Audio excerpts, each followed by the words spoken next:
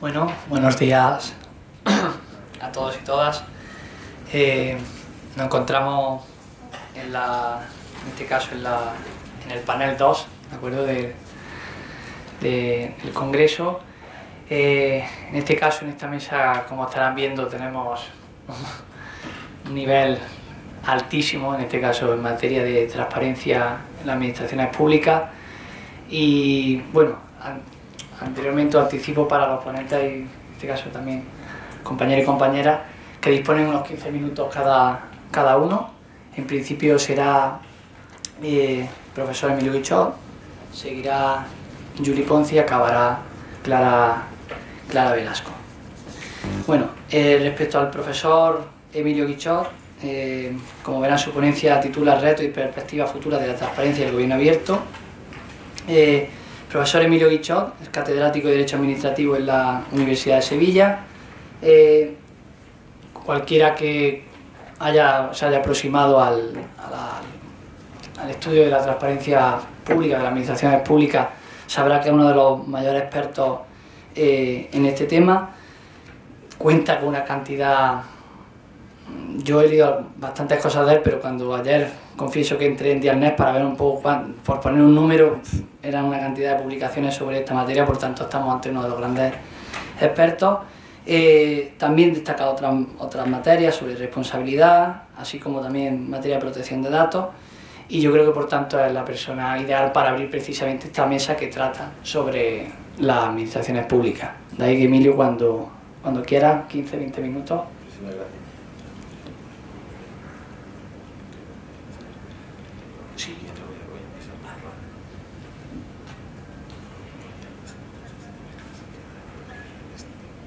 Este es el web. Perfecto.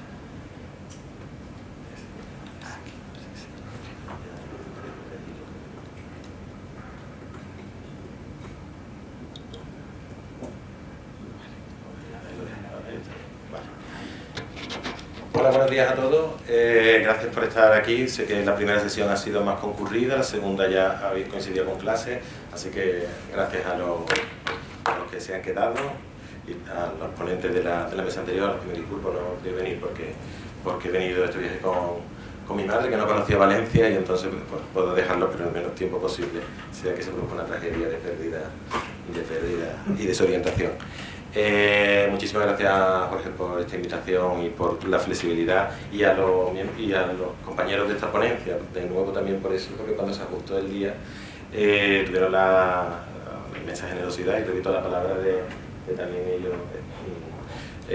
prestarse a que finalmente este fue el orden, dado que esta semana coincide que es el Congreso Internacional de Transparencia y Gobierno Abierto en León, como muchos de ustedes saben, que además es una ciudad no tan fácil, con comunicaciones no tan fáciles como otras, y en fin, cuando tienes hijos pues todo se hace ya realmente difícil. Lo único que me ha faltado cuadrar es que, aunque soy de Sevilla, nací en Sevilla, no tengo ninguna familia valenciana, soy furibundo seguidor del Valencia Club de Fútbol, Club de Fútbol, y jugó en casa el viernes, yo el sábado, yo llegué el domingo, me voy el lunes y vuelvo a jugar en casa el martes, con lo cual por un día atrás o adelante no he podido ir por primera vez al estadio, que nunca he podido acceder, y me hace ilusión desde los 10 años que visité el Valencia. Bueno, sin más, perdonen este comienzo.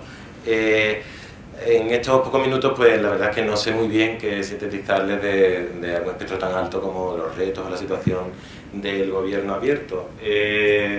Bueno, lo primero que diría es que este concepto del gobierno abierto es un concepto de la política y de las ciencias políticas, pero que ha dado base a todo un proceso internacional de búsqueda de un nuevo papel para el ciudadano. Yo lo resumiría así, yo creo que el gobierno abierto es pasar del ciudadano como administrado, el ciudadano que actúa frente al poder cuando tiene un interés personal en juego, y es la perspectiva a la que estamos acostumbrados, en la que se basa el derecho administrativo, no solo español, pero por supuesto también el español, eso de el que tenga un derecho, un interés legítimo, al ciudadano, pues, a la persona como ciudadana ese componente político. Un ciudadano que pide información, una forma de pedir cuentas, y ahí está la transparencia y el derecho de acceso a la información. Un ciudadano que denuncia la corrupción y cualquier irregularidad o conducta contraria al interés público, y ahí está la normativa sobre protección del denunciante y lucha contra la corrupción. Un ciudadano que evalúa las políticas públicas y propone soluciones que han de ser tomadas en consideración por el poder, y ahí está la legislación sobre evaluación de las políticas públicas. Un ciudadano en general que participa, más allá de votar cada 4 años, a sus respectivos poderes legislativos. Bueno, eso es lo que está en juego, dicho de una forma evidentemente muy general, en el gobierno abierto. Yo formo parte de un proyecto que se llama así, de la transparencia al gobierno abierto, dado que la transparencia y el acceso a la información ha sido el sector, por así decirlo, puntero, el primero en desarrollarse con una legislación, con afirmación de un derecho subjetivo y una legislación que le diera cobertura, sobre lo que ahora hablaré, y por tanto, aunque es poco el tiempo que hay, pues a eso le dedicaré quizás un poco más de tiempo que a los demás, pero que se ha ido extendiendo en los sectores que les digo. Y en este movimiento no es un movimiento desde luego español, sino que hay trabajos muy especialmente desde la segunda década de este siglo, de la OCDE, una recomendación de gobierno abierto de 2017, con diseño de estrategias de gobierno abierto de Naciones Unidas dentro de la Agenda 2030, y la llamada Alianza de Gobierno Abierto, que promovió en su momento el presidente Obama, de la que España se creó en 2011, de la que España es parte, y en el marco de la cual se han ido probando, conocen casi todos ustedes, porque la mitad son expertos, y la otra mitad quizás también, aunque no los conozco personalmente, pues en España se termina este año el 4º plan de gobierno abierto. Todos los componentes, no son solo estados que forman parte de la alianza, presentan sus planes que se comprometen a ir cada vez más allá y sobre todo a someterse a un mecanismo de revisión independiente de qué es lo que están haciendo. Y son estos impulsos internacionales, por decirlo así, los que están creando el marco del gobierno abierto también en España. ¿Cuáles son las realizaciones y los retos? Pues bueno, yo diría que, como antes afirmé, que la transparencia y el acceso a la información es el sector en el que hemos llegado a un mayor desarrollo, donde ha habido impulsos, y es el más veterano, por decirlo así. Al respecto, en España el hito fue la ley de 2013, que conmemoró su 10º aniversario este año, dado que entró en vigor al año de su promulgación. Estamos en su 10º cumpleaños, ha habido celebraciones de cumpleaños desde diciembre pasado. Y bueno, tenemos una ley, y tener una ley es algo fundamental, o por lo menos yo en eso creo, y por eso estudié Derecho. Ahí le he puesto que una ley no lo es todo, pero desde luego es algo muy importante. En el plano normativo, dentro de los compromisos de España, esto de los retos de los que hablamos, la propia ley ya previó la aprobación de un Real Decreto de Desarrollo, pero lo cierto es que ha habido 2 borradores y no se ha llegado nunca a aprobar. A mí no me parece negativo que no se haya aprobado. Primero porque es una ley básica en unos puntos, procedimiento administrativo común en otros, que ha sido desarrollada también por las comunidades autónomas, y ya tenemos casi 17 leyes de acceso a la información. Hay 15 que yo conozca en concreto, que ya van todas ellas más allá en aquello que se permite el desarrollo de la ley estatal. Pero es que todas esas leyes han sido objeto de interpretación a través de miles de resoluciones de consejos de transparencia, no solo el estatal, sino los autonómicos, que tenemos a miembros de consejos de transparencia autonómicos, que han ido perfilando su interpretación, dado que es una ley que está llena de conceptos jurídicos indeterminados que precisan de la resolución del caso concreto y la formación de criterios generales interpretativos que se han ido también aprobando, en especial por el Consejo Estatal. Por tanto, en una ley que ya está en rodaje, donde el Tribunal Supremo ha tenido, yo creo que el acierto de reconocer el interés casacional en muchas de las cuestiones fundamentales de la interpretación de la ley, donde además hay normativa autonómica e incluso algún reglamento de desarrollo autonómico, pues me parece que no era algo tan urgente, aunque sí ha sido un compromiso en los planes de gobierno abierto. El compromiso además ha ido anexo a un compromiso de reforma de la propia ley que se incluyó en el cuarto plan de gobierno abierto. Y al respecto, en el año 2022, entre enero y diciembre, se creó un subgrupo de trabajo para la reforma de la ley de transparencia. Participaron, pues, lo presidió el profesor Severiano Fernández Ramos, tanto hubo académicos, representantes de administraciones, de organizaciones no gubernamentales, y hizo un trabajo, pues yo creo que muy interesante. Está todo volcado en la red, pueden acceder a ello libremente. Lo que pasa es que, a mi juicio, y como ha pasado en casi todo este sector del gobierno abierto, era, cuando se creó, ya un gesto cara a la galería, cara a cumplir uno de los TIC de estoy siguiendo el plan de gobierno abierto, porque en realidad ya por la propia dinámica de la legislatura no iba a dar tiempo a aprobar una ley de transparencia. Yo creo que lo sabían todos, desde el primero hasta el último de los participantes. En ese sentido, pues bueno, fue una experiencia, por así decirlo, agridulce. Bueno, pues en eso se está. ¿Habrá una nueva ley de transparencia? Bueno, yo espero que una nueva no, que lo que haya, y esa fue la posición que adoptó ese grupo de trabajo, sea en su caso una reforma de la ley de transparencia.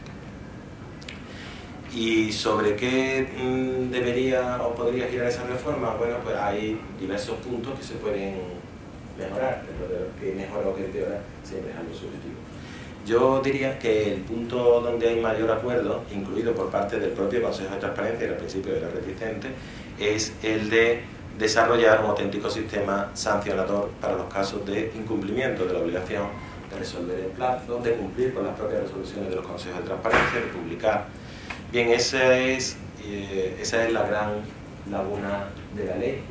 No es que no diga nada, sí dice en dos preceptos, en dos apartados, que los incumplimientos reiterados de la obligación de resolver en plazo, de publicar en portales de transparencia, constituirá una infracción grave a los efectos de aplicar la legislación del régimen disciplinario de los funcionarios, pero eso se queda muy por detrás de lo que se necesita y de lo que han hecho muchas leyes autonómicas. Primero porque los responsables muchas veces no están sometidos al reglamento del régimen disciplinario, no son funcionarios sino autoridades. Después porque hay sujetos privados igualmente sometidos a la ley de transparencia, y después porque ni siquiera entre esos dos tipos contemplan el más grave, que es el incumplimiento de una resolución de un consejo de transparencia, que es algo que está ocurriendo y que es la mayor aporía en materia de transparencia. Está ocurriendo que, si bien cuando entró en vigor entre el 2014 y 2018 eran muy marginales, en 2 años no hubo ninguna, los casos en que dictaron una resolución por el Consejo de Transparencia, hablo ahora del estatal, no se cumplía, es decir, ni se impugnaban de los tribunales ni se le daba cumplimiento, sino que sencillamente se incumplía, una aporía del derecho. Pues a partir del año 2018 eso se ha ido incrementando en porcentaje. Porcentajes que han ido oscilando, en algunos casos se han acercado, acá se le iba a proyectar, porque como creo que con el tiempo que tenemos no nos va a dar tiempo, pues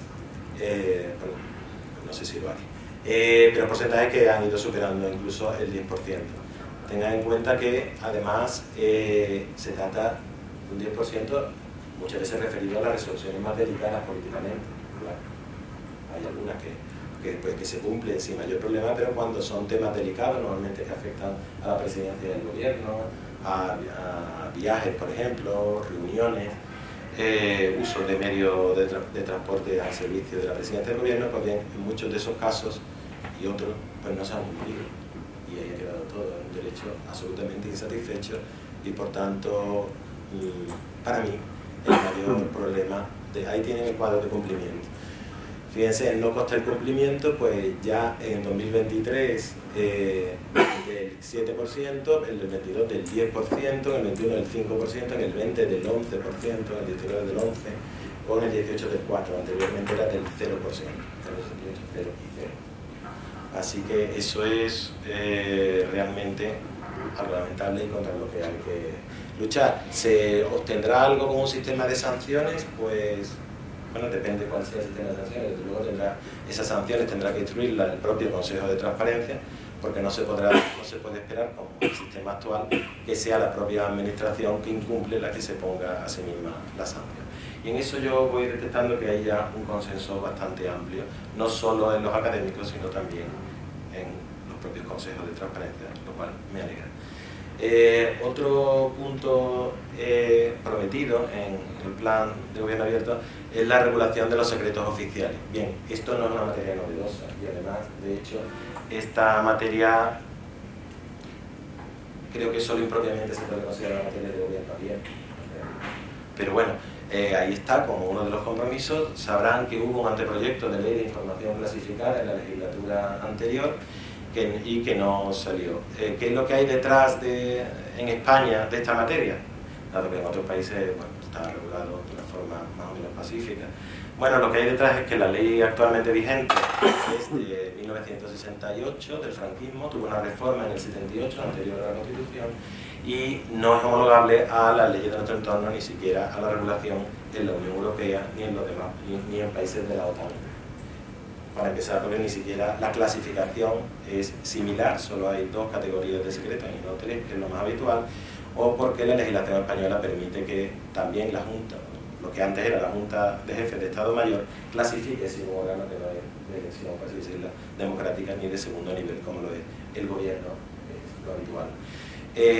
Ahora bien, que no saliera el anteproyecto de la legislatura pasada, hay que celebrarlo incluso con una fiesta por todo lo alto, dado que era una ley en absoluto homologable a las demás de nuestro entorno. Era una ley que permitía la clasificación, casi puede decirse, por cualquier autoridad estatal o autonómica, y que además no se limitaba a las materias del secreto oficial clásicas como la seguridad interior, la seguridad nacional, las relaciones exteriores o la defensa, sino que lo ampliaba a otro tipo de materias, por ejemplo, de la protesta económica.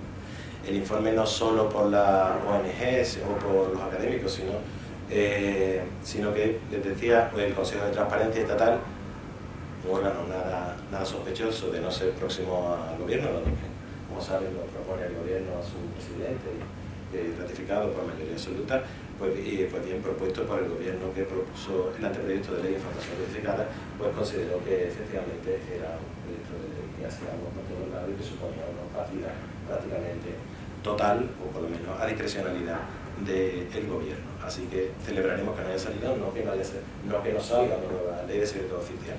Por cierto, políticamente en España el partido que más ha estado detrás de la ley de secretos oficiales ha sido el Partido Nacionalista Vasco, y la pretensión política ha sido extender o desclasificar en la propia ley la información hasta al menos 1982, que entre también la época de los GAL. Eso es el contexto político, eso lo digo solo por curiosidad. Un tercer punto muy importante es el de la regulación de los lobbies, y al respecto también hubo en la legislatura anterior un anteproyecto que se llamaba de Ley de Transparencia e Integridad en las actividades de grupos de interés. Esta legislatura es imposible vaticinar que se aprobara y que no, iba a decir, yo creo que se aprobará, quién sabe si la mayoría son tan complicadas en el Congreso. Yo sí creo que hay un consenso grande en la pertinencia en todos los grupos de aprobar una ley que regule los grupos de interés. En esto, bueno, Estados Unidos por una parte, pero la Unión Europea ha sido y son referencia. ¿Se hará o no? Bueno, en el plan de medidas de acción democrática que presentó el gobierno el martes pasado, uno de los anuncios es la aprobación de una ley de regulación de los grupos de interés. Otra de las patas del gobierno abierto, les dije, es la evaluación de las políticas públicas. Es una materia que a los juristas no nos resulta muy atractiva, diría yo.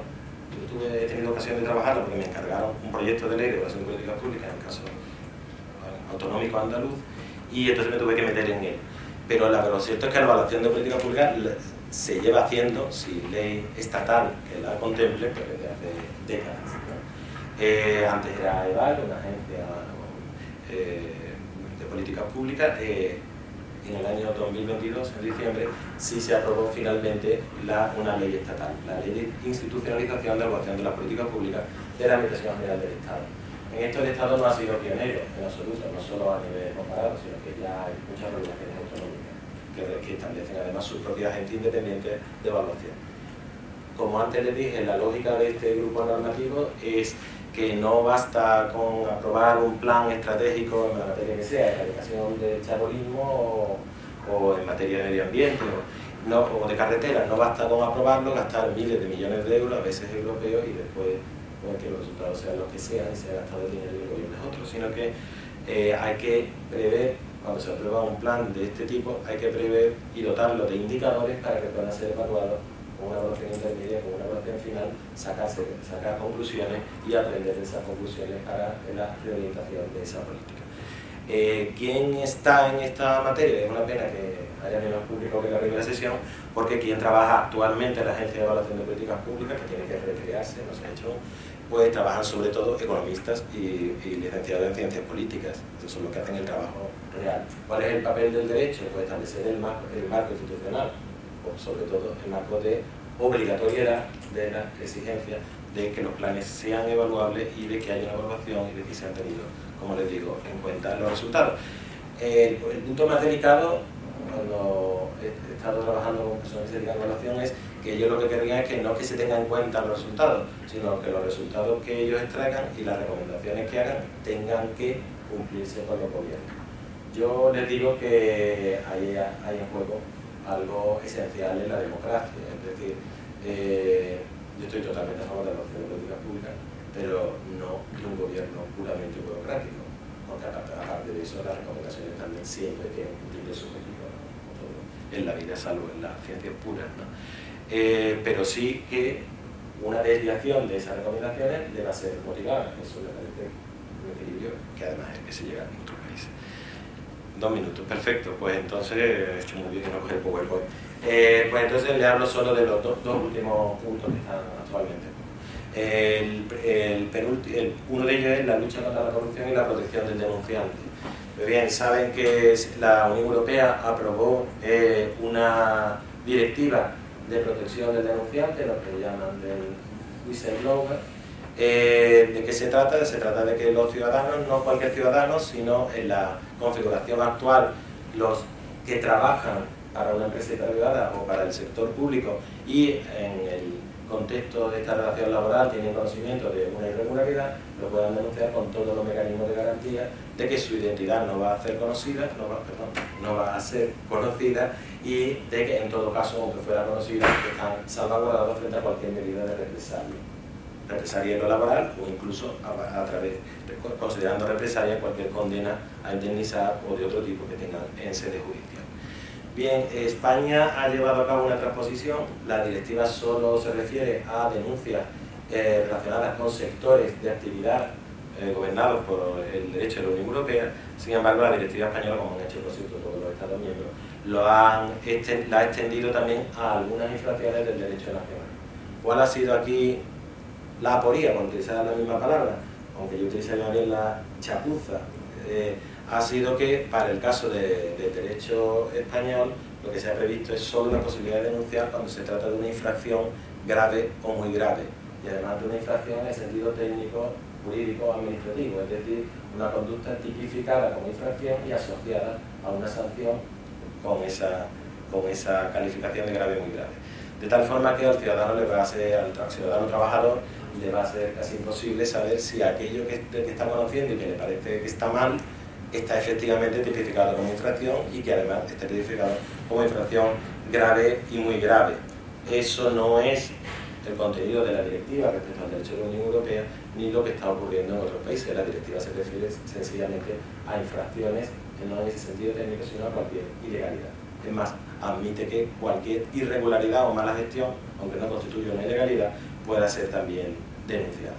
España, además, aparte de haber traspuesto tardíamente, no ha creado la Autoridad Independiente de Protección del Informante a nivel estatal, a la que obliga la directiva. También ha sido anunciada en el plan presentado el martes pasado por el Gobierno, pero lleva un año de retraso. Y por último, y ya con eso acabo, otro de los factores, tampoco diría yo asociado directamente al Gobierno abierto, pero para que lo sepan, que está estudiándose, es la protección del periodismo. Desde el año 2000, dentro de la preocupación por el Estado de Derecho de la Unión Europea, pues en sus informes uno de los sectores focalizados es la protección del periodismo frente a demandas abusivas que pueden tener efectos intimidatorios. forma de coaccionar a la libertad de información. También se han anunciado medidas en ese sentido, que no son más que la transposición, sería la transposición de una directiva aprobada este mismo año por la Unión Europea. Bueno, perdonen la rapidez del resumen, pero es lo que da, y seguro que me he pasado 2 minutos por ahí. Así que para el debate, por supuesto, estoy encantado de cualquiera de estas materias.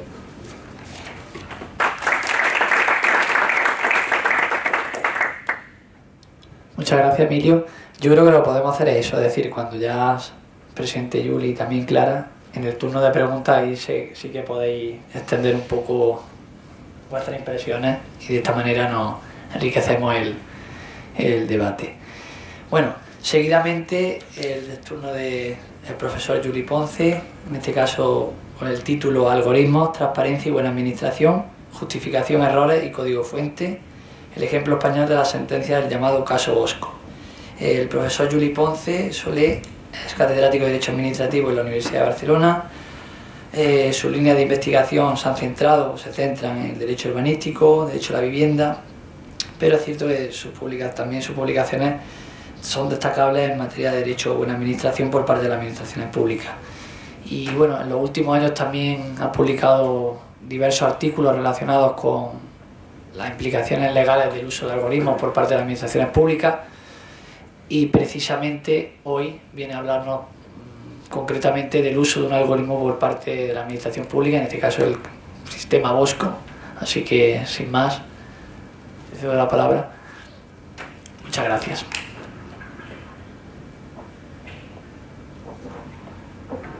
Muchas gracias, Adrián. Buen día, buenos días. Muchas gracias por la posibilidad de estar aquí, naturalmente al profesor Jorge Castellanos y en general a todo el equipo de la Universidad de Valencia, que siempre es un placer estar aquí. Bueno, yo en estos 15 minutos no voy a utilizar en principio PowerPoint, voy a plantear 4 ámbitos de reflexión sobre transparencia, aunque sobre todo me voy a centrar y voy a plantear algunas cuestiones para el debate sobre el aspecto del derecho de acceso al código fuente y las sentencias españolas recaídas en 2021 y 2024, la última hace unos pocos meses, sobre un programa informático denominado Bosco, utilizado por la Administración del Estado. Ese va a ser un poco mi planteamiento. Empezaré con algunas ideas generales, luego ya entraré en las sentencias del caso Bosco, diré algo sobre transparencia, explicabilidad y motivación, y finalizaré con una reflexión sobre los registros algorítmicos. Hoy hablábamos antes de entrar precisamente que en Valencia parece que se está, y luego en la conversación espero que podamos saber más, pero parece que se está, en fin, poniendo en marcha el tema del registro. Y luego terminaré con alguna conclusión, sobre todo referido a la cuestión de que yo creo que hay un cierto consenso de que la regulación existente en materia de transparencia algorítmica es mejorable, y la jurisprudencia, aquí hay un cierto debate, pero yo creo que la jurisprudencia recaída hasta el momento también es posiblemente mejorable, y aquí hay una tarea de, podríamos llamar, como dice el Reglamento de Inteligencia Artificial de la Unión Europea, que se publicó el pasado 12 de julio, ¿no? Hay una tarea de alfabetización en materia de estas cuestiones de los jueces, porque no es una cuestión fácil. Bueno, yo creo que en el contexto en el que estamos no hace falta insistir demasiado en que los algoritmos, esta secuencia de instrucciones que se utilizan en estos programas, sea con o sin la existencia de inteligencia artificial, pueden presentar problemas de opacidad. Y estos problemas pueden ser diversos, pueden ser problemas de opacidad en el conocimiento de los algoritmos que utilizan las administraciones públicas, bien porque hay problemas, diríamos, técnicos, y aquí no voy a insistir, pero la cuestión de los algoritmos utilizados en sistemas como el aprendizaje automático, el aprendizaje profundo, en fin, todos estos sistemas autónomos que van aprendiendo por sí mismos. Explicar, como sabemos todos, los pasos que conduce a la decisión es difícil, es complejo, se habla ahí de las cajas negras, etc. Y luego hay otro elemento de opacidad, que es el que más me voy a centrar yo aquí a propósito de las sentencias Bosco, que es la cuestión de que la opacidad venga generada por la aplicación de los límites legales de la legislación de transparencia, de la Ley 19/2023 estatal o de las equivalentes autonómicas. Yo creo que también un poco el marco jurídico lo tenemos en la cabeza, lo recuerdo rápidamente. ¿Qué es lo que tenemos hoy en día? Bueno, tenemos como soft law la Carta de Derechos Digitales Española del año 2021, donde hay una referencia en el artículo 18 a la transparencia algorítmica.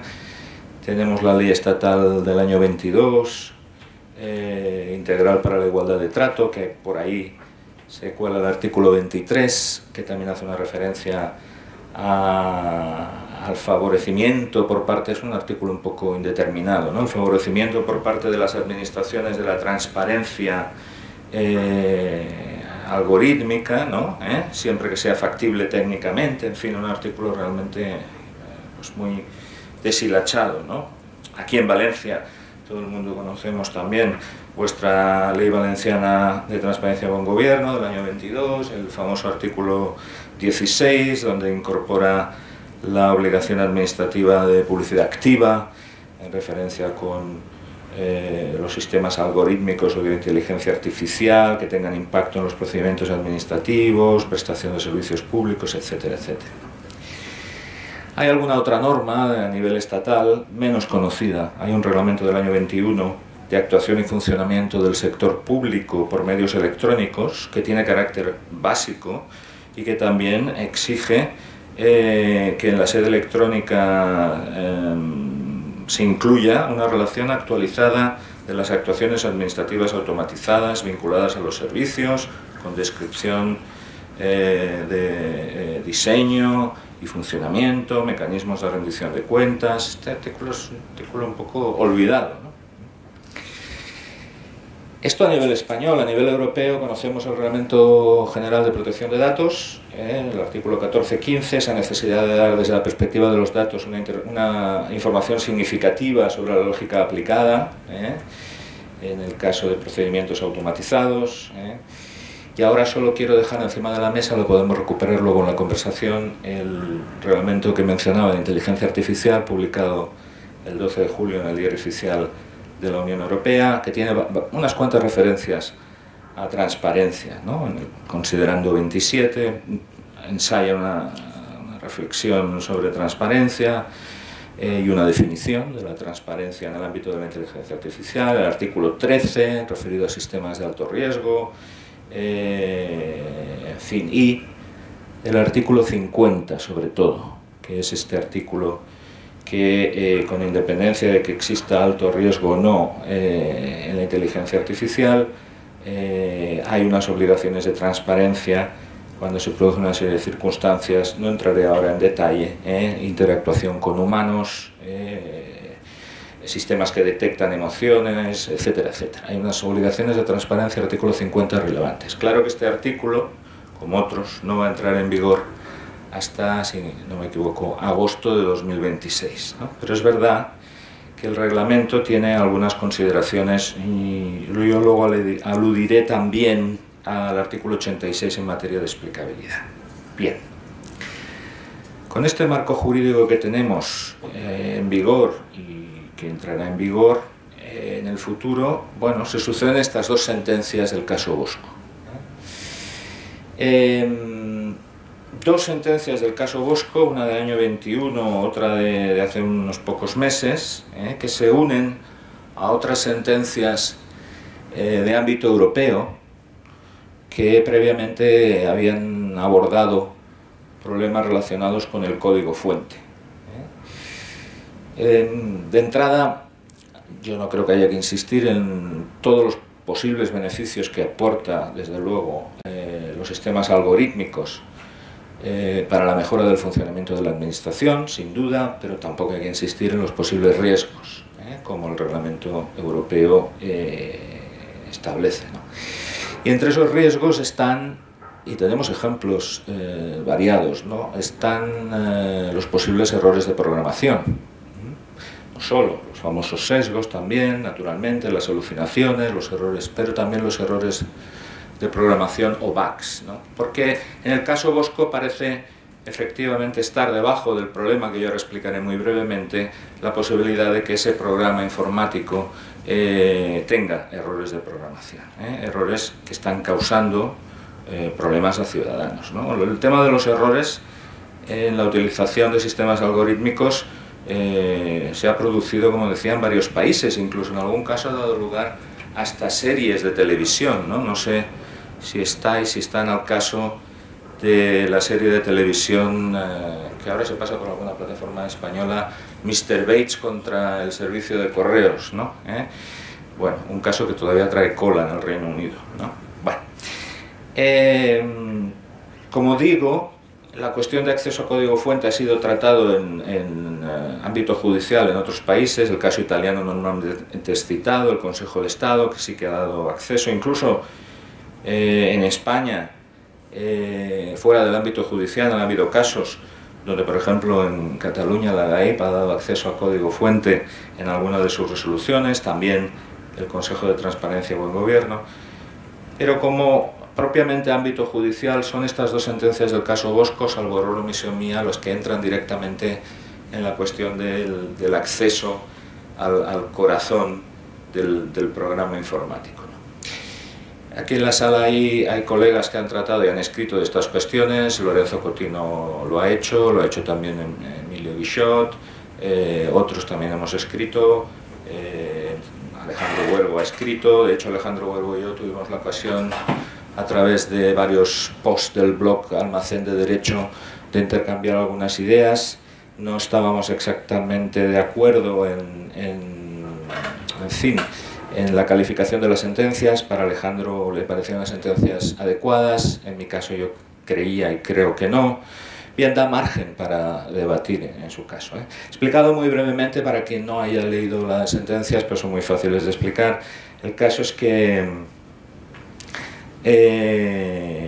de acuerdo con una directiva de la Unión Europea, el Parlamento Español aprueba una ley, la Ley del Sector Eléctrico del año 2013, y en su artículo 45, que ha sido modificado, desarrollado, pero bueno, establece el llamado bono social en el ámbito energético.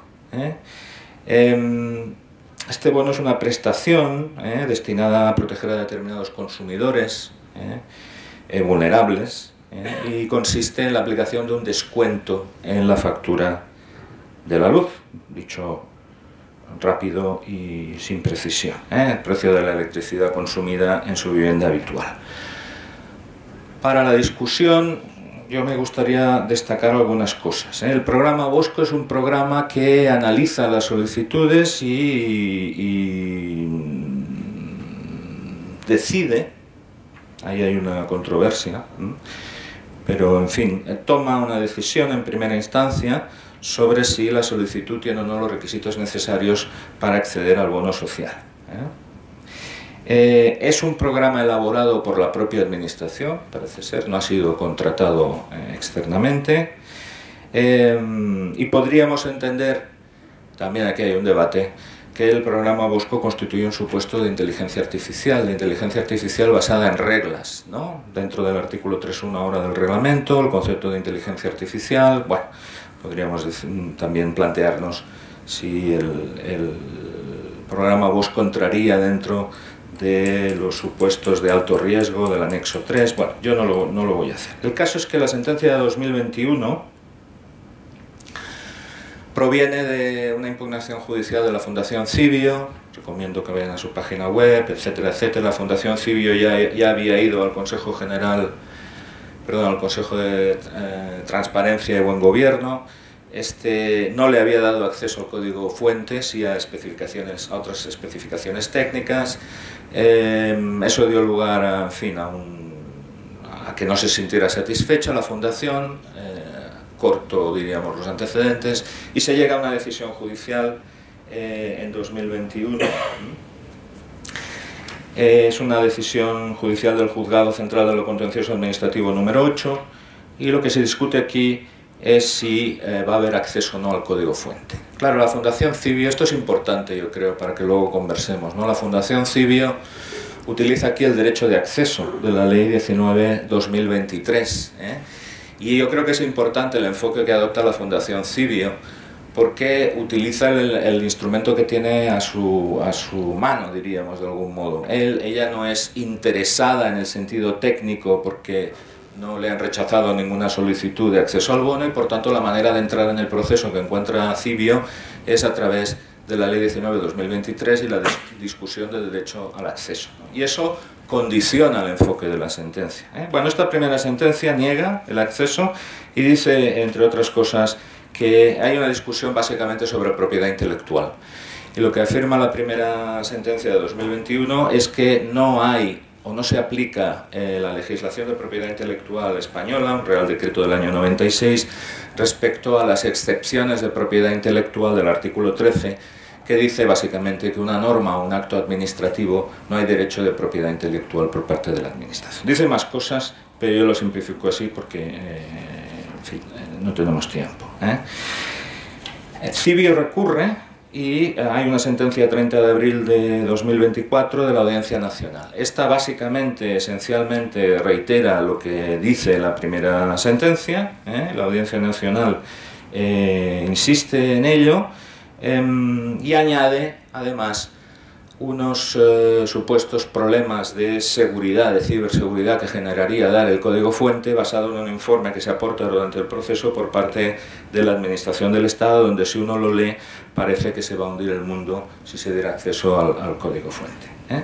Hay más cosas, pero también me lo salto. Bien, yo lo único que quiero decir aquí para el debate, o para plantear el debate, es que en primer lugar a mí me parece que el comportamiento judicial tiene sus limitaciones, francamente.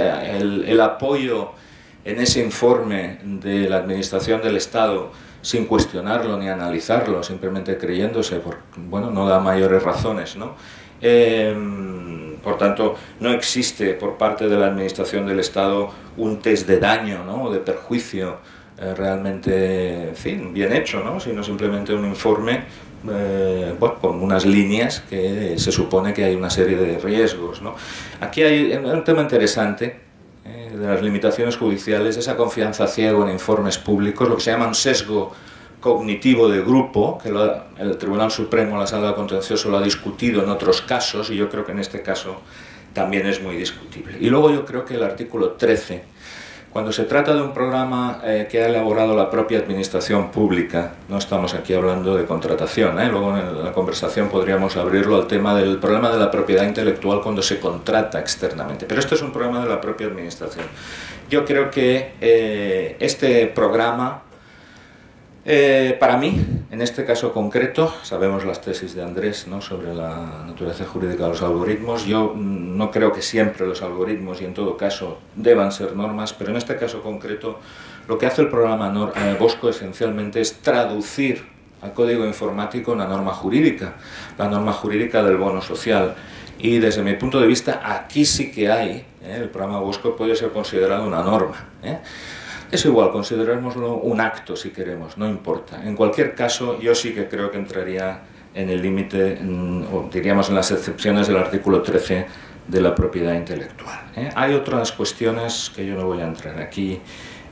Bueno, sobre transparencia, termino ya, sobre transparencia, explicabilidad y motivación, lo que les decía antes, me gustaría llamarle la atención sobre el artículo 86 ahora, del Reglamento de Inteligencia Artificial de la Unión Europea, que establece una obligación de explicabilidad específica para los sistemas de inteligencia artificial de alto riesgo. Es un artículo interesante que recomiendo la lectura. Sobre la cuestión de los registros algorítmicos, bien, sabemos las experiencias que han habido en el extranjero. Barcelona dice que lo va a hacer, pero que yo sepa no se ha hecho todavía. Hay una experiencia interesante también en Cataluña, lo digo para los amigos valencianos que probablemente la conocerán, del Consorcio de la Administración Abierta de Cataluña, que está desarrollando una experiencia de publicación en su portal de transparencia de fichas comprensibles para algoritmos de inteligencia artificial, y hay algunos ejemplos. Bueno, y esperaremos, en Valencia también está en la línea, ¿no? Ahora llamo la atención sobre que el reglamento de inteligencia artificial en diversos artículos, especialmente en el 71, hace una referencia a la necesidad de constituir una base de datos para sistemas algorítmicos de alto riesgo, y se hace una referencia específicamente a las administraciones públicas en la constitución de esta base de datos de nivel europeo. Bien, este es un poco el panorama que tenemos. Yo creo que en la conversación quizás lo que tendríamos que ver es el alcance de esas limitaciones del artículo 14 en el acceso, diríamos, a los algoritmos y al código fuente, que no es exactamente lo mismo. La cuestión de la propiedad intelectual, que yo creo que no es lo mismo si el programa es de la propia administración que si es contratado fuera. Y bueno, en fin, ver si la regulación que tenemos es suficiente y si sobre todo la jurisprudencia está haciendo una aplicación adecuada, ¿no?, de lo que ya tenemos. Pues yo lo dejaría aquí y gracias.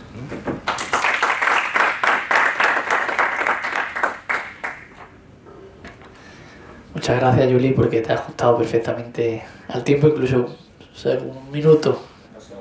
No, pero bueno, entre 15 y 20 ha estado bien, así que ha estado perfecto. Bueno, vamos a seguir con la última de las intervenciones de esta mesa, en este caso la profesora Clara Velasco. Su ponencia titulada Análisis de la transparencia pública desde el enfoque práctico de la Comisión de Garantía del Derecho de Acceso a la Información Pública, la GAIP. La profesora Clara es profesora titular Serra Hunter de Derecho Administrativo en el Departamento de Derecho de la Universidad Pompeu Fabra. Sus principales líneas de investigación hasta la fecha han sido el federalismo comparado, la transparencia, el buen gobierno y el impacto de las tecnologías disruptivas en los asuntos públicos. Ha sido nombrada por parte del Parlamento de Cataluña como vicepresidenta de la GAIP y precisamente un cargo que está ejerciendo actualmente. Concretamente hoy nos viene a hablar precisamente de ese enfoque práctico de cómo esta autoridad de control, en este caso de Cataluña, pues efectivamente, bueno, básicamente viene a contarnos qué hace, ¿no?, cuál es el trabajo en esta comisión. Así que autoridad de control independiente. Así que muchas gracias, Clara, cuando quieras. Bien, buenos días a todos y muchas gracias por estar aquí a estas horas ya casi intempestivas, es hora de comer. Voy a intentar ajustarme a los 15 minutos que se nos han asignado de tiempo, sin perjuicio de que después pues, podamos comentar algunos de los temas que han puesto sobre la mesa tanto el profesor Guixot como el profesor Juli Ponce. También avanzarles que hablar después de que hablen dos maestros en esta materia pues es como un poco comprometido. Lo que me va a salvar es que, gracias a la invitación del profesor Castellanos, al que le agradezco como siempre pues, su generosidad en tenerme presente en la organización de estos congresos, que ya son congresos de referencia y que me traen a esta casa, que también considero ya casi como algunas otras, ¿no? Como puede ser pues Sevilla o Valencia, o bueno, ya son casi casas académicas compartidas. Pues lo que les decía, el título me salva porque mi intervención no se la tomen como algo académico, porque es totalmente subjetiva y deviene de mi experiencia práctica o de mi formación práctica del año y medio que llevo en la Comisión de Garantía del Derecho de Acceso a la Información Pública de Cataluña. Voy a estructurar la intervención, hechos estos agradecimientos y esta previa, esta excusa, aunque después verán que sí que hay una conexión científica entre lo que les explique sobre la práctica de la GAIP. Lo voy a estructurar básicamente en 4 puntos. Hablando de los órganos de garantía, me voy a centrar pues, en las funciones, en las normas que aplicamos, en nuestra composición, en cuáles son las notas de independencia o de autonomía que deben tener esos órganos, a mi parecer, y después de lo vivido, en cuál es nuestra actividad. Voy a hacer referencia, porque ya que vengo a hablar de mi casa de la GAIP, pues les voy a hacer referencia a nuestra actividad. Les voy a hablar también de recursos, y puesto que el profesor Guixot lo ha puesto sobre la mesa, pues haré algunas referencias al tema del régimen sancionador en materia de transparencia. Como tengo simplemente 15 minutos y para ya entrar en el asunto, les recordaré que la Comisión de Garantía del Derecho de Acceso es un órgano de nombramiento parlamentario, en Cataluña, nombrado por 3/5 partes del Parlamento. En este caso, la GAIP fue renovada hace 1 año y medio, se pusieron de acuerdo los tres grandes grupos políticos del Parlamento y se dio una lista de nombres que se votó conjuntamente por el Pleno del Parlamento. Aquí no hay propuesta del Gobierno, los grupos parlamentarios ponen sobre la mesa una lista de nombres, se debate entre ellos los nombres y después pasan a votación al Pleno. ¿Cuál es el perfil de los miembros de la GAIP? Pues la ley dice que deben ser juristas de reconocido prestigio vamos a estar, se supone, a lo que dice la nueva jurisprudencia del Supremo, con lo cual ustedes mismos hagan la valoración del tema. Juristas de reconocido prestigio con más de 10 años de experiencia o gestores o archiveros también con más de 10 años de experiencia. Por primera vez el lobby de los archiveros en Cataluña, que tiene una asociación muy potente, son gente muy preparada con muchas conexiones a nivel político, consiguieron, y creo que a mi modo de ver, y en esto me como mis palabras puestas ya por escrito en algún artículo, creo que fue un acierto que en la renovación de la comisión de hace 1 año y medio se incluyera una gestora documental, una archivera, entre los vocales de la GAIP. La GAIP tiene 5 vocales, una presidencia que es escogida por los vocales, ¿de acuerdo? Y después les explicaré por qué tiene tanta relevancia que tengamos una archivera en nuestra composición. A diferencia del Consejo de Transparencia, que como bien decía el profesor Guixot, es un órgano presidido por alguien propuesto por el Gobierno y por tanto de confianza o con afinidad con el Gobierno del Estado, en nuestro caso, como les digo, el presidente es escogido por la propia comisión. Obviamente, mi preferencia, si quieren que les diga, entre consejos de transparencia presidencialista o comisiones de transparencia que funcionan como verdaderos órganos colegiados, me inclino por el segundo. Hay autores que dicen, y aquí por ejemplo Joaquín Meseguer dice, bueno, hay que tener en cuenta que cuando se nombran comisiones es un poco un totum revolutum y las comisiones tienden a tapar, ¿no?, a algunos problemas del funcionamiento de estos órganos. A mi modo de ver, de las mejores experiencias o de las experiencias más exitosas en cuanto al funcionamiento de los órganos de garantía del derecho de acceso en España, pues ahí tendríamos a la GAIP, que realmente funcionamos como comisión, ¿de acuerdo? Funcionamos con, todo se decide, tenemos vocales ponentes y nuestras resoluciones pasan por pleno, se pueden aprobar por unanimidad, que es como venimos funcionando habitualmente. De momento en 1 año y medio no ha habido votos particulares. ¿Por qué? Porque si algo no está claro se retira del orden del día y posteriormente se retoca, se reforma y se vuelve a pasar por el pleno una vez se ha llegado a la unanimidad de criterio. ¿De acuerdo? ¿Cuáles son las funciones de la Comisión de Garantía del Derecho de Acceso? Pues a diferencia del Consejo y de otros órganos de garantía, son las funciones muy acotadas. No controlamos el cumplimiento de las obligaciones de publicidad activa, no controlamos las cuestiones relacionadas con el buen gobierno, simplemente nos dedicamos a resolver las reclamaciones que presentan los interesados cuando las administraciones públicas, cuando los sujetos obligados no han respondido o han resuelto de manera incorrecta las solicitudes de acceso a la información pública. Por tanto, nuestras funciones se acotan, están muy centradas, únicamente centradas exclusivamente en garantizar el derecho de acceso a la información pública. Por tanto, ahí tenemos un primer elemento de distinción con otros órganos de garantía. Como les digo, no tutelamos, no controlamos la publicidad activa. Esa función en la ley catalana queda reservada a la sindicatura de greuges, a la síndica de greuges, ¿de acuerdo? Y eso es una de las cuestiones que nos han provocado algunas confusiones con direcciones generales de la propia Generalitat de Cataluña.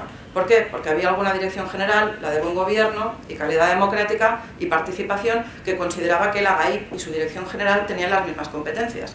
Y claro, ahí tuvimos que dar una clase de Derecho Administrativo diciendo, oiga, mire, no, usted se dedica a la publicidad activa y usted resolverá sus solicitudes de acceso, y nosotros no le vamos a controlar las obligaciones de publicidad activa, pero si su unidad o su dirección general o el departamento de presidencia pues resuelven mal o incorrectamente una solicitud de acceso, ahí entraremos nosotros en última instancia. Nuestras resoluciones son técnico-jurídicas, no sometidas a criterios de oportunidad, no sometidas a discrecionalidad, porque nos lo prohíbe la propia norma. Nuestras resoluciones las controla directamente el Tribunal Superior de Justicia, a diferencia, por ejemplo, de las resoluciones de la Autoridad Catalana de Protección de Datos, que van a los juzgados del Contencioso Administrativo de Barcelona. Las nuestras directamente al TSJ. Bien, ¿qué normas aplicamos? Obviamente aplicamos la legislación básica estatal, nuestra ley, la 19/2014 de transparencia. Ahí tenemos siempre la dificultad de encajar correctamente los límites previstos en la ley básica estatal y los previstos, y tal y como están explicitados y desarrollados en nuestra ley, que contienen algunas pequeñas diferencias que vamos ajustando conforme a lo que nos va diciendo el TSJ, pero sobre todo el Tribunal Supremo. Y cada vez más, bueno, obviamente aplicamos todas las normas sectoriales que sean necesarias, pero cada vez más, y la GAIP lo ha reclamado como competencia propia, una de las cuestiones que más estamos resolviendo últimamente son los accesos al expediente en expedientes que todavía están en curso por parte de los propios interesados en el procedimiento administrativo. Que eso en un primer momento el Consejo de Transparencia dijo que no era competente, que directamente se dirimía a través de la legislación procedimental, de la Ley Básica de Procedimiento Administrativo.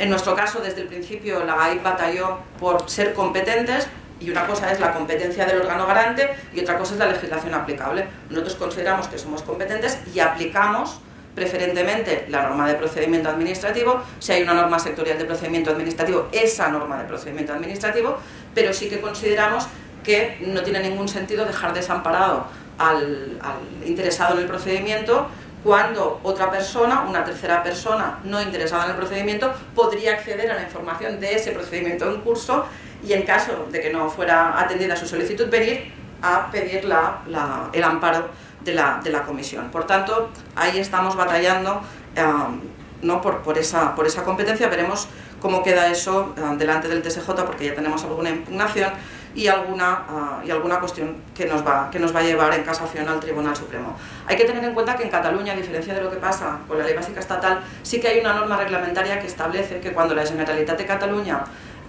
o su sector público están tramitando un procedimiento y el interesado quiere acceder, lo puede hacer en un máximo de 5 días, es decir, hay una obligación temporal de dar acceso al expediente en 5 días, con lo cual nosotros sí que tenemos acotado, ¿no?, el plazo temporal del acceso del interesado al expediente administrativo, lo que nos ha permitido decir, oiga, mire, que este señor no solo lleva 5 días esperando, lleva 2 meses, usted ha tenido todo el tiempo del mundo para poder dar acceso, no le ha dado acceso, aquí intervenimos nosotros.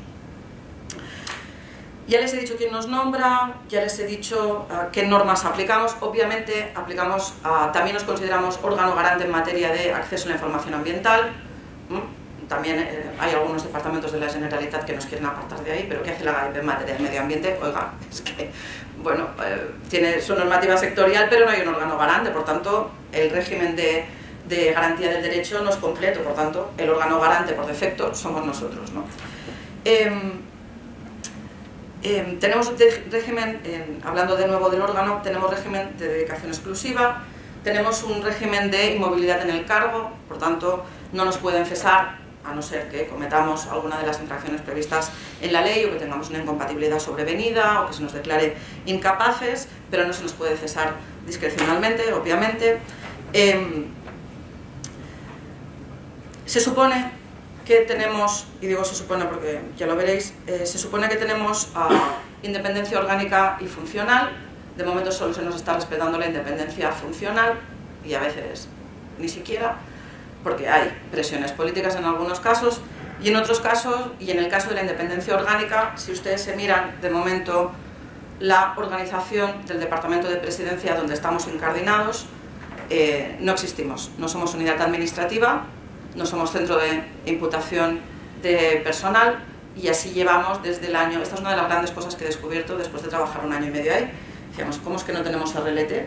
Una relación de lugares de trabajo, ¿no? ¿Y por qué no tenemos una relación de lugares de trabajo o de puestos de trabajo, una RPT? Porque en realidad no existimos. Nuestro personal está incrustado en la Secretaría de Administración y Función Pública, que como se pueden imaginar es una de las secretarías sectoriales que más solicitudes de acceso a la información pública en el ámbito de la Generalitat generan. ¿De acuerdo? O sea, para decirles, se supone que tendríamos que tener un presupuesto propio, lo que no implica, porque la ley no lo dice, que debamos tener personalidad jurídica independiente, que no la tenemos, ni la ley lo exige, ¿de acuerdo? Seríamos un órgano, como les digo, con independencia orgánica y funcional. La funcional se nos respeta, la orgánica no. Espero que eso se cambie en breve. ¿Y por qué falla también el diseño del órgano? Porque el artículo 52 de nuestro reglamento dice que tenemos que tener un presupuesto propio al margen incluido en el presupuesto del departamento al cual estén adscritas las políticas de transparencia y acceso a la información pública, en este caso Presidencia, presupuesto que no existe, no tenemos presupuesto. Y esto se lo comentábamos, que nos recibió una audiencia hace 2 días el presidente del Parlamento de Cataluña y nos preguntó por el presupuesto y le dijimos, mire, no lo tenemos. Y se sorprendió.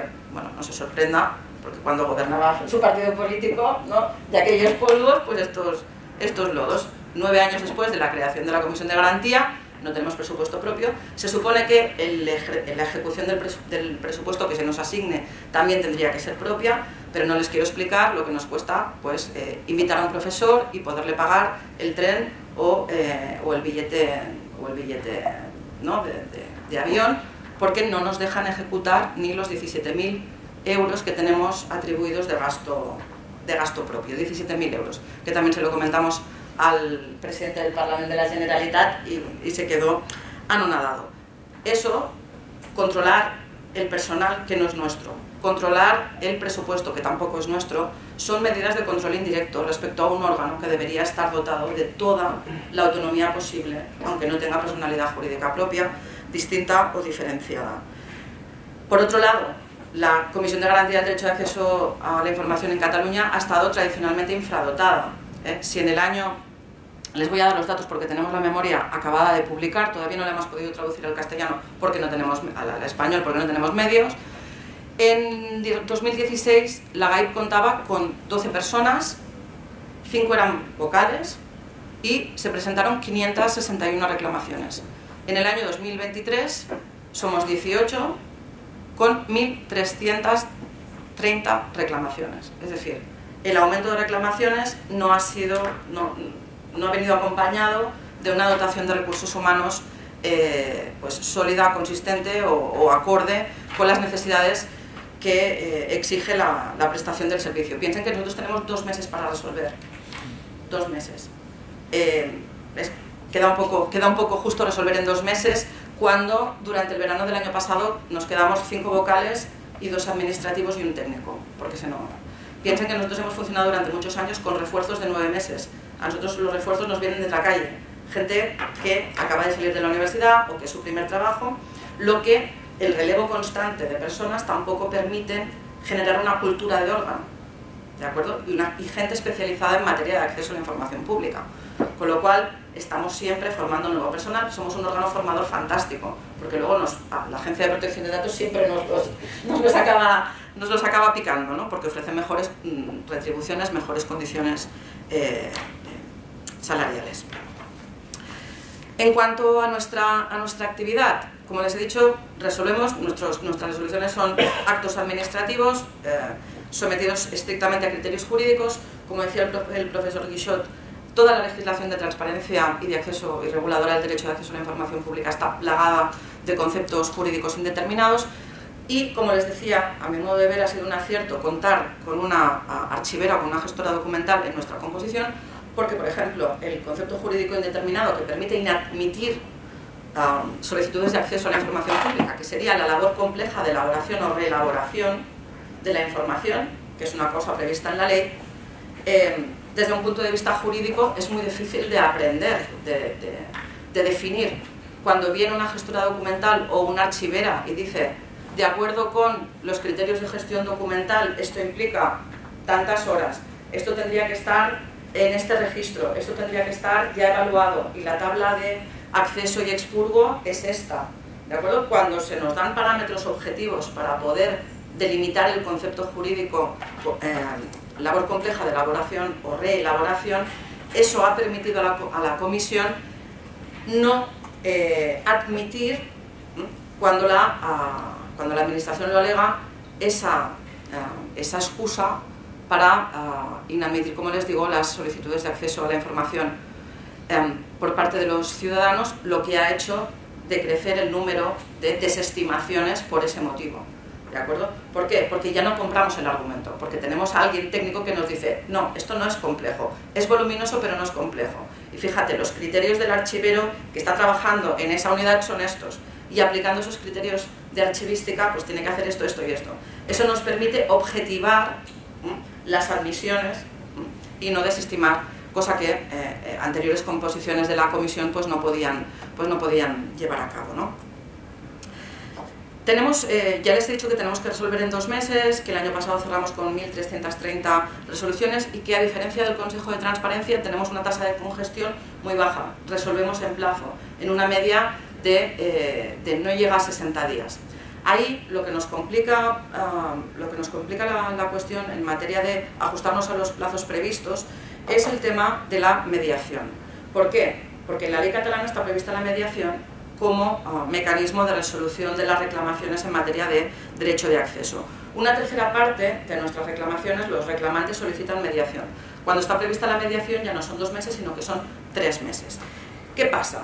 Que las características de la mediación en el ámbito de la garantía del derecho de acceso en Cataluña son muy curiosas, porque la mediación se impone a la administración. Cuando lo pide el reclamante, el tercero interesado, se impone esa mediación a la administración. Problema, que la administración, aunque esté obligada por ley a presentarse a la sesión de mediación, cuando le pides cita, dame horas, dame días, la administración no responde. Con lo cual, muchas veces acabamos certificando la imposibilidad de mediación y se resuelve por el procedimiento ordinario. Pero ahí hemos podido perder 1 mes y medio, en el cual el reclamante ha quedado desatendido. Fíjense que de esas, grosso modo, de esas 300 reclamaciones que se tenían que tramitar vía mediación, en el año 2023 se celebraron solo 65 sesiones de mediación, solo 65. ¿Por qué? Porque muchas veces cuando se solicita la mediación, la administración se asusta y lo que hace es dar directamente la información, la da, estima el derecho de acceso de manera tardana y provoca la pérdida del objeto de la reclamación, con lo cual la comisión solo tiene que certificar que hay una pérdida de objeto de la reclamación. De esas 65 sesiones de mediación, el 60% de ellas culminó con éxito en un acuerdo de mediación y el resto muchas veces hay una pérdida de objeto, como les digo. Si no es exitosa la mediación y no hay una pérdida de objeto, como el vocal mediador ha quedado contaminado, ese expediente pasa al resto de vocales. Y ahí tenemos precisamente un problema, a mi modo de ver, de cómo está diseñada la mediación en la GAIP.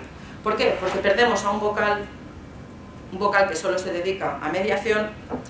Es un vocal que por las características del órgano no está formado en mediación, tiene una formación, dijéramos, informal, pero no está formalizada conforme a los criterios que los mediadores, a los criterios académicos que se exigen a los mediadores en otros ámbitos. La mediación no genera doctrina, con lo cual nos perdemos la discusión jurídica que se haya tenido durante la mediación. Se alargan los plazos y a mi modo de ver el sistema que tenemos diseñado pues es francamente mejorable. Yo ahí pues abogo por adoptar un sistema como el valenciano donde la mediación la realiza un técnico y en caso de fracaso entonces intervienen los vocales, que además deben validar que el acuerdo de mediación es conforme al ordenamiento jurídico. Es cierto que los solicitantes y los reclamantes que pasan por el procedimiento de mediación quedan muy conformes con la actuación mediadora de la GAIP y la satisfacción es muy alta, pero a mi modo de ver los beneficios, coste-beneficio, dijéramos, ahí salimos perdiendo. Sí, 2 minutos. En cuanto a la incorporación del régimen sancionador, dijéramos, o al desarrollo del régimen sancionador y a la función sancionadora de los órganos de garantía, si a nosotros nos dan esa función, que no la queremos para nada, nos tienen que dotar de recursos. Es decir, sería curioso que un órgano de la propia administración sancionara a la administración, es decir, hay que reajustar, en nuestro caso por lo menos hay que reajustar nuestra posición en cuanto a la administración matriz, en cuanto a la Generalitat de Cataluña, y como curiosidad, y con esto acabo, solamente por hablar del régimen sancionador, aparte de recursos, de una legión de letrados, igual que si nos dieran personalidad jurídica propia, ahora la Generalitat de Cataluña no nos puede impugnar nuestros acuerdos porque formamos parte, ¿no?, de la propia Generalitat, somos órgano de la Generalitat, pero si nos lanzan al sistema institucional y nos dan personalidad jurídica propia, queremos una legión de letrados, o por lo menos que nos den presupuesto para poder externalizar la defensa ante los tribunales, ¿no?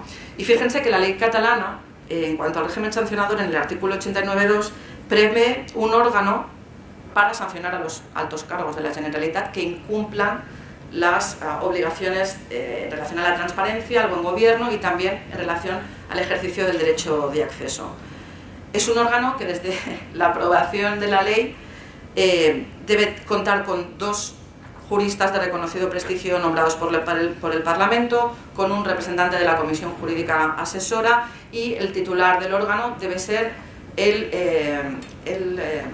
consejero del departamento que tenga atribuidas las funciones en materia de transparencia y buen gobierno. Desde el año 2014 ese órgano está inédito, ni se ha nombrado, ni se ha creado, ni nada. Con lo cual, dijéramos, el interés político-administrativo por desarrollar el régimen de sancionador en materia de transparencia, buen gobierno y garantía del derecho de acceso en Cataluña es tendente a cero. Y quedo a su disposición para todas aquellas dudas o cuestiones que puedan, pues, plantear. Gracias.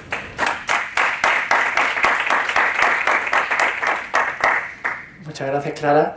Bueno, se abre el turno de preguntas o reflexiones. Bien. Sí, bueno, yo me tomo a ver. Estaba desde el principio de la mesa, pero una pregunta para Juli en relación con el caso Bosco.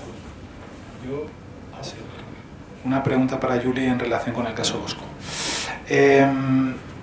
Yo me leí la entrada esta de Alejandro y él venía a decir, si no recuerdo mal, hombre, pero es que el algoritmo este es algo totalmente mecánico, entonces da igual que no sepamos cuáles son sus reglas o su código, porque aunque no sepamos el algoritmo, pues la ley se aplica de manera absolutamente mecánica, y entonces el destinatario de la norma puede saber, sin necesidad de conocer el algoritmo, si se ha aplicado bien o no.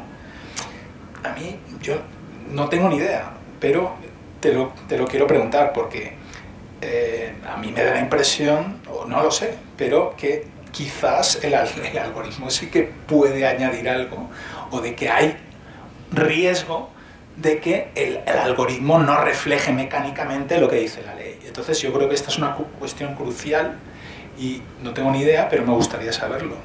No sé.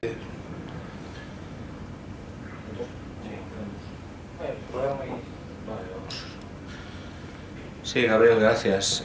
Sí. No recuerdo si Alejandro decía eso, pero las sentencias lo dicen. Es uno de los argumentos de la sentencia. Bueno, yo como argumento para negar el acceso al código fuente no le veo la lógica. Además, claro, todo esto también hay que ver en los casos Bosco cómo se generan, ¿no? Pero no tendría que haber acabado judicialmente esto, porque la Fundación Civio, de hecho, cuando detectó la posibilidad de un error, contactó con la Administración, pero la Administración en realidad ha tenido un comportamiento, diríamos, desde la perspectiva de la buena administración, una diligencia debida mejorable, ¿no? A mí no me parece un argumento para negar el acceso al código fuente. Desde luego, como yo he entendido el caso, yo no he podido ver el programa Bosco, esta es otra de las cuestiones, ¿no? Pero el programa Bosco, lo he dicho en algún momento, todos entendemos, nadie ha negado, así se ve también a través de las sentencias, que lo que hace es traducir a código informático la norma. Claro que puede añadir cosas y le pueden faltar cosas y puede tener errores, ¿no? Por tanto, el acceso al código fuente, ahí también hay un debate sobre lo que significa el acceso al código fuente, si el acceso al código fuente va a dar la información necesaria, etcétera. Pero claro que puede haber errores en la programación. De hecho, lo que se está discutiendo en el caso Bosco, lo que pasa es que Civio ha entrado ahí como ha podido. Ha entrado de lado por la vía del derecho de acceso, que es lo que yo comentaba. Tiene un problema de legitimación. Lo normal y directo hubiera sido que un afectado por una denegación hubiera impugnado, efectivamente. Pero sí, estoy de acuerdo contigo, y no me parece en cualquier caso un argumento para negar el acceso, ¿no? Es decir, que se limita a aplicar la norma, ya, lógicamente. De hecho, en el caso Bosco se suscitan muchas más cuestiones que ni en las sentencias no aparecen, porque las sentencias se han centrado en la discusión sobre el acceso no al código fuente, pero cómo está estructurado toda la cuestión de la concesión de estas ayudas administrativas, de este bono social energético, yo creo que es muy discutible, ¿eh? Nada de esto se encuentra en las sentencias, pero diríamos, la decisión de la concesión o no del bono social es un procedimiento donde se utiliza el programa Bosco, no sabemos muy bien si hay o no supervisión humana, pero está en manos de las compañías, que esta es otra cuestión que a mí me parece pasmoso. Naturalmente esto no se ha suscitado porque Cibio no ha podido suscitar esta cuestión, ¿no? Pero las empresas privadas del sector, que en terminología de la ley se llaman comercializadoras de referencia, son las que manejan todo el sistema. Yo no sé hasta qué punto aquí se está privatizando una decisión administrativa referida a la concesión o no de una ayuda, en este caso el bono social. Este es un problema. El otro problema que tampoco se suscita en las sentencias Bosco, porque, insisto, como ha entrado Cibio, es la cuestión de que cómo se aprobó este previo programa, el programa Bosco, cómo se ha aprobado. Si entendemos, yo entiendo que es la traducción, diríamos, a código jurídico de una norma jurídica, ¿qué tipo de participación ciudadana ha habido en la elaboración del código? ¿Qué tipo de publicidad ha habido? Ninguna. No podemos consultar el código Bosco. Entonces, el asunto Bosco yo creo que es muy interesante por muchas cosas que se suscitan. En cambio, estamos entrando solo de forma lateral, vía derecho de acceso al código fuente. Me dicen que hay preparado recurso de casación, creo que ha sido aceptado, bueno, pero de nuevo la discusión se va a suscitar sobre algunas cuestiones y no sobre otras. Pero vamos, en lo que tú explicabas, Gabriel, estoy de acuerdo contigo, no me parece un argumento de peso y desde luego no para negar el acceso al código fuente, ¿no? Podrán haber otros, podemos discutir el tema de la propiedad intelectual, pero no ese.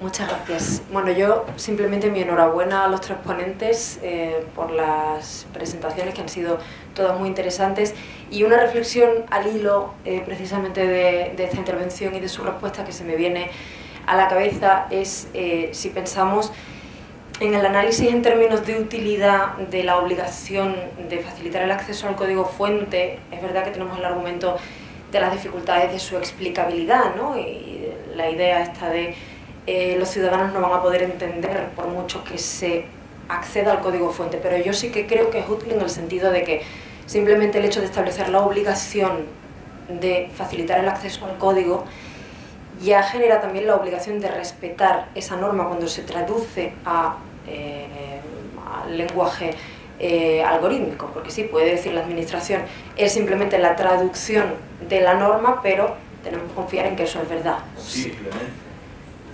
Claro. Simplemente, aquí se abren cuestiones muy importantes también para, en fin, desde la perspectiva constitucional, ¿no?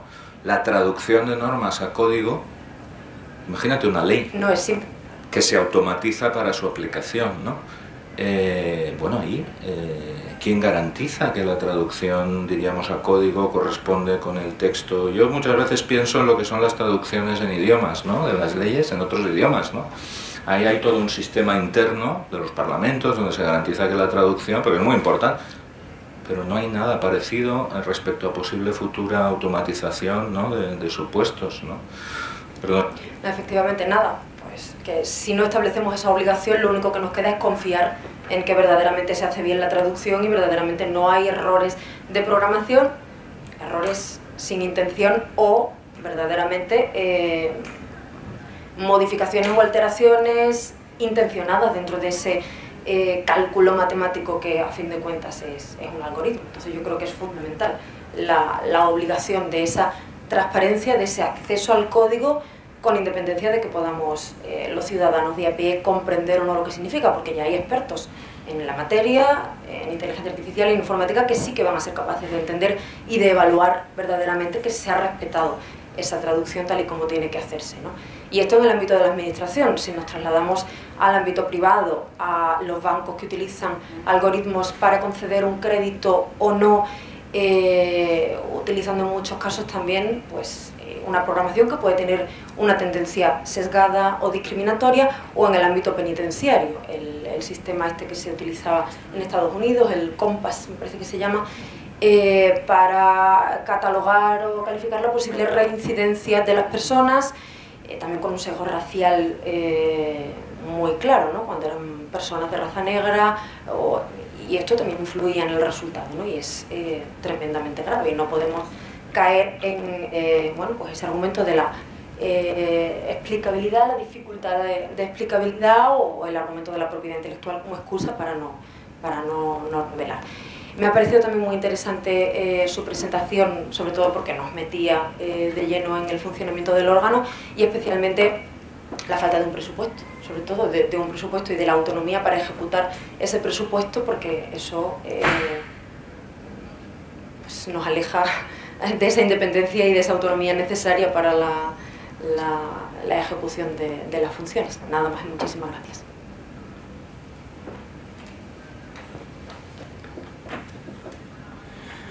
Quiero también agradecer, no lo conocía el caso Bosco, que me interesa muchísimo para compararlo con Portugal, porque empezamos a tener algunas experiencias de inteligencia artificial en la administración pública, pero no hay ainda normas específicas. Yo pienso que si hay algo que el caso Bosco demuestra es que es necesario que tengamos normas específicas, porque si no tenemos de aplicar el régimen general, que no está claramente pensado para eso. Yo pienso que en Portugal no hay casos ainda, pero algo parejos con el caso Bosco sería un caso de, tenemos un proceso urgente en los tribunales administrativos que podemos solicitar, requerir los documentos, lo modo como ha sido tomada la decisión por la administración pública. Y por eso haríamos lo mismo en Portugal, un proceso judicial para conocer el código como una herramienta, porque ha sido hecha la metáfora de lenguas del código fuente, pero a mí me sembra que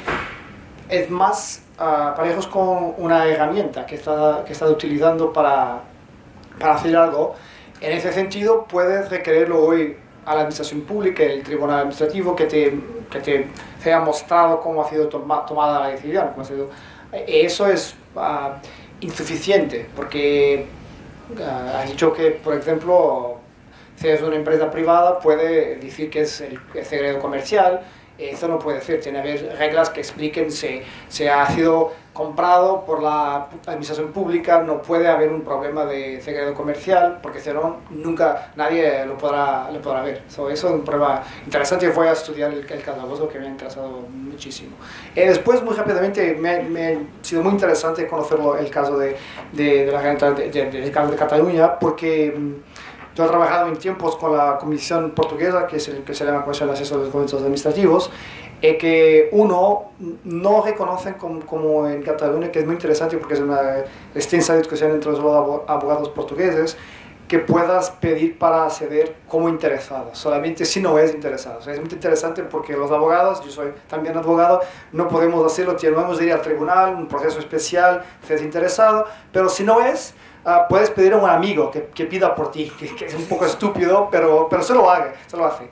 La segunda es que, porque la Comisión está formalmente junto del Parlamento portugués, tiene completa independencia, aunque no tiene un presupuesto propio, tiene un subpresupuesto dentro del presupuesto del Parlamento, lo que precluye los conflictos que podrían de otro modo existir. Muchas gracias a todos.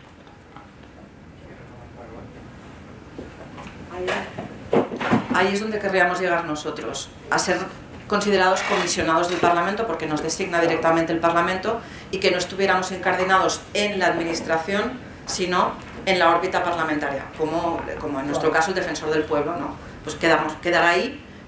El problema es que cuando nació nuestra comisión veníamos de la crisis económica, de la contención del gasto, de no vamos a hacer una inflación en nuevos órganos, había habido una mala experiencia con la oficina antifraude, y entonces que se creó, se dotó, se supradotó de alguna manera. Dijeron, no, con la Comisión de Garantía del Derecho de Acceso no vamos a hacer lo mismo, y entonces de ahí venimos, pero estoy muy de acuerdo contigo.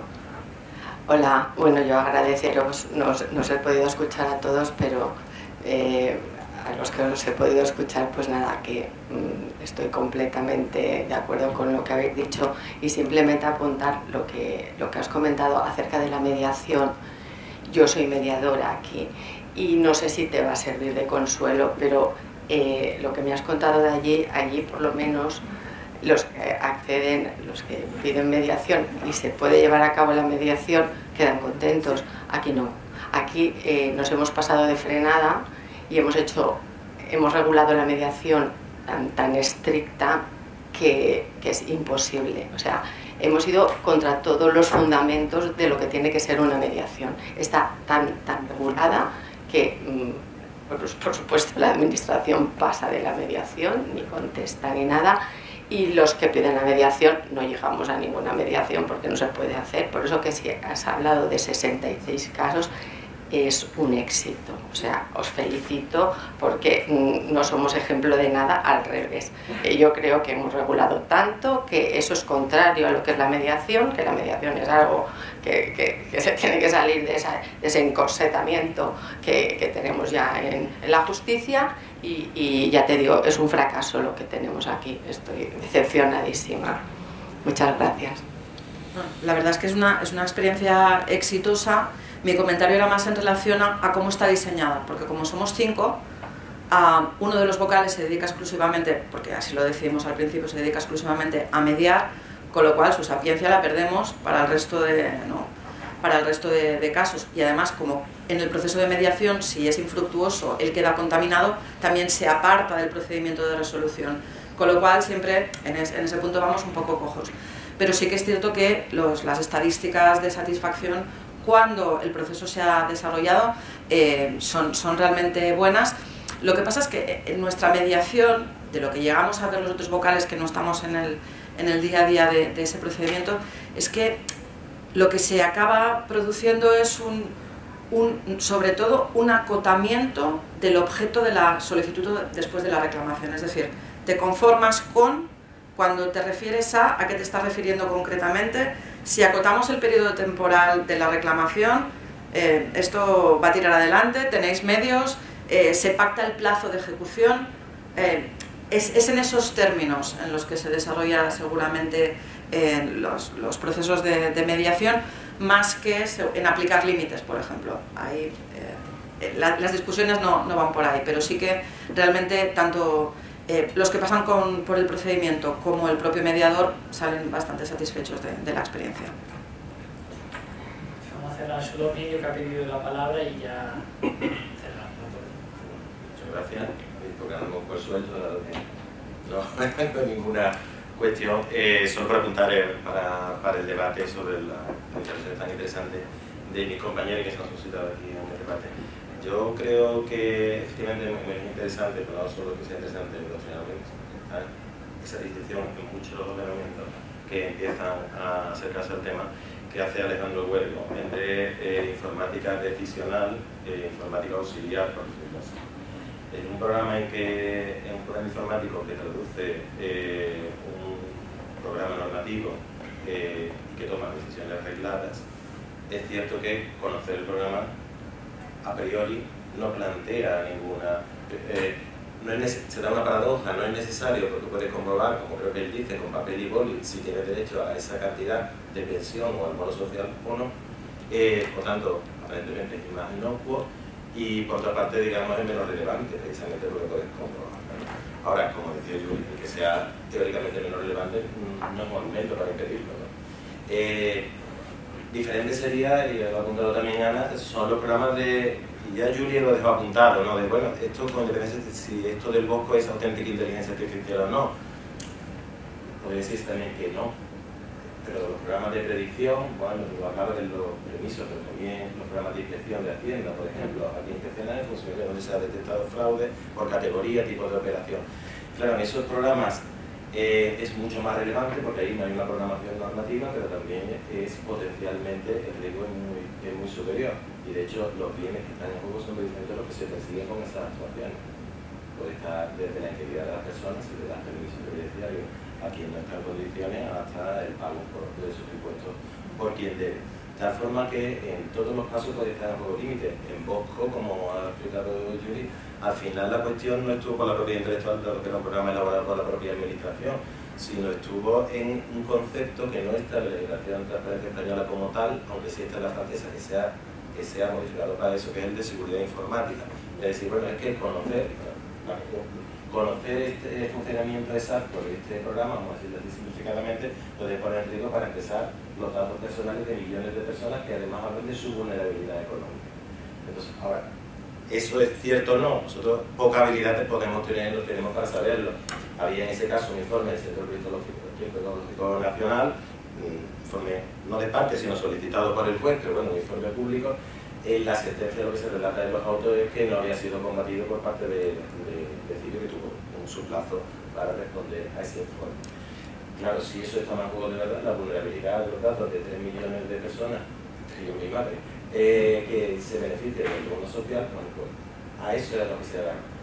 Y eso es con independencia de que fuera la mera traducción de una norma, porque empezamos un límite que por cierto está en la legislación de protección de datos, como es la protección de datos. Entonces, yo creo que está por construir y por tanto sería interesantísimo si admiten, si ven el interés que asocian en este asunto. Y el único toque por el debate respecto a que los interesados también puedan acudir a este mecanismo, bueno, yo efectivamente es debatible y me alegro mucho saber que eso va a llegar al Supremo también, porque igual que me parece, bueno, era debatible, pero siempre defendido que en todas aquellas legislaciones sectoriales de acceso no tenía sentido de proveerle una garantía cuando se crea Consejo de Transparencia, pero es que aquí la ley de transparencia dice que supletoriamente se aplicará, con lo cual el encaje era perfecto. La ley de transparencia precisamente dice en el apartado anterior que si es el interesado en el procedimiento de curso, se aplicará la legislación que rige ese procedimiento. Y además yo creo que hay factores que permiten el debate. Por ejemplo, el factor de la interrupción en el tiempo, que supone cuando estamos a decidir un procedimiento, o que eso es la ley de procedimiento, como acto de trámite que es el afectado al acceso a la información, tiene su régimen propio, es decir, si quieres continuar el procedimiento, puedes impugnarlo mediante el recurso procedente y si no tienes que esperar a resolución. Es decir, creo que tiene una lógica en un procedimiento entre el interesado y la administración que puede llevar a defender, por ejemplo, yo defendería la opción de que en ese caso el propio legislador ha predeterminado la solución, que es que no. Eso me alegra mucho saber que va a haber una solución por el Tribunal Supremo. ¿Puedo añadir una cosa?